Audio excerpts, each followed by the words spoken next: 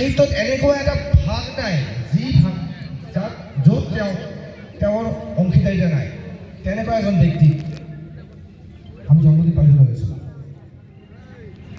তেওঁৰ যেতিয়া জন্ম হৈছিল 1861 চনত, সেইখিনি সময়ত আমাৰ দেশ পৰাধীন। সেই পৰাধীন দেশত ব্ৰিটিছৰ কবলত থকা ভাৰতবৰ্ষত তেওঁ জন্ম লৈছিল। সেই সময়ত সৰুৰে পৰা মেধাৱী ছাত্ৰ পঢ়া শুনা কৰি ডাঙৰ হ'ল। তেওঁৰ কবিসত্তা তেওঁৰ জীৱনলৈ আহিল। তেওঁ যেতিয়া সাহিত্য ৰচনা কৰিলে, তেওঁৰ সাহিত্যত দেশপ্ৰেমৰ আভাস পোৱা যায়। তেওঁ যি আমাৰ যি স্বাধীনতা সংগ্ৰাম, তাত তেওঁৰ যি অৰিহণা, তেওঁৰ লিখনিৰ যি প্ৰকাশ পায়। তেওঁৰ লিখনিৰ ভিতৰত এটা নাটকৰ কথা মোৰ মনত আছে, ঘৰে বাইৰে ডায়লগ আছিলে, গেছে দেশ দুঃখ নেই, আবাৰ তোৰা মানুষ